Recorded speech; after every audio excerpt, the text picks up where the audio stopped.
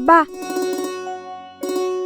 आज सरांनी सांगितलंय की उद्या फीचा शेवटचा दिवस आहे. अगं हो गौरी, तू आधी तोंडात पाय देऊ आणि जेवण कर. नाही, आधी फीचं सांग ना. बाबा, काय झालं?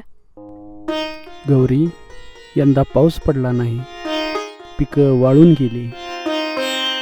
खताबियाचे पैसे सुद्धा फेडायला आपल्याजवळ पैसा नाही.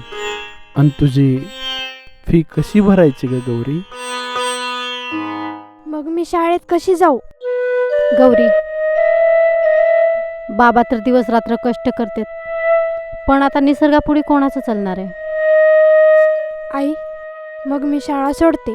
मी तुमच्यावर भार बनणार नाही. अगं नाही नाही, असं नाही बोलायचं. गौरी, असं नको बोलू बाळा. आम्ही काबाड कष्ट करू, शेतात घाम गाळू, पण आम्ही तुला तुझ्या शिक्षणाला कमी काही पडू देणार नाहीत. तू असं कधीच बोलायचं नाही. आम्ही खूप खूप कष्ट करू बाळा, तसं बोलू नको. जर समजा सावित्रीबाई फुलेंनी ह्या शैक्षणिक वातावरणामध्ये तुम्हाला जर आणलं नसतं तर कदाचित तुम्ही चार भिंतीच्या आतच बंद राहिला असतात. आणि म्हणून तुम्हाला सांगतो, शिक्षणाशिवाय माणसाची प्रगती होऊ शकत नाही. कुटुंबाचा महत्त्वपूर्ण आधार म्हणजे स्त्री आहे. आजकाल तुझं शिक्षणामध्ये लक्ष दिसत नाही. सांग सांग, काय अडचण आहे? सर, घरची परिस्थिती खूप वाईट आहे. फी भरायला पैसे नाहीत. कदाचित मला शाळा सोडावी लागेल. आत येऊ का सर? अरे, गौरीचे आई बाबा अचानक शाळेत कस काय? मुलगी खूप हुशार आहे हो, पण आमची परिस्थिती नाही तिची फीस भरायची. माझी तरी एकच इच्छा आहे बघा, गौरीनं शिक्षण शिकून खूप मोठं व्हावं.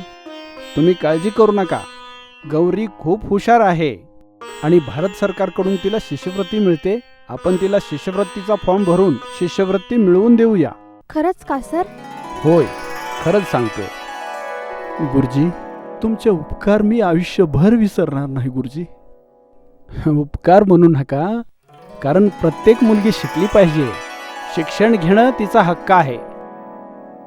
सर, तुमची साथ आणि देवाचा आशीर्वाद जर झाला तर खरंच माझ्या गौरीचं भविष्य उज्ज्वल होईल.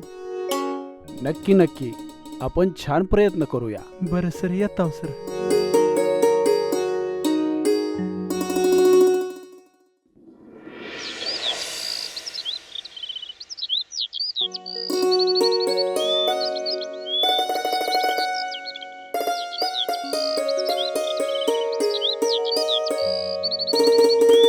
देवा, आज आमच्या गौरीचा निकालाचा दिवस आहे. खरंच गौरीचं कल्याण कर. माझ्या गौरीचा नंबर पहिलाच यावा, एवढीच इच्छा आहे देवा. आता बघ तुझ्याकडे.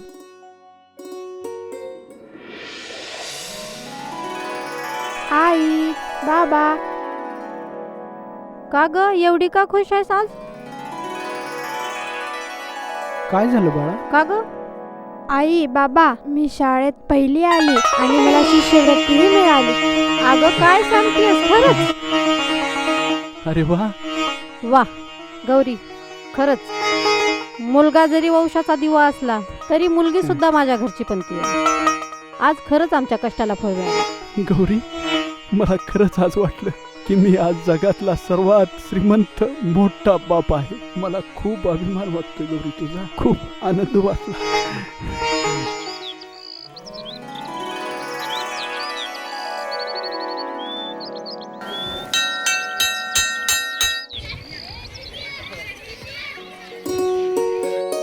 अभिनंदन, अभिनंदन गौरी.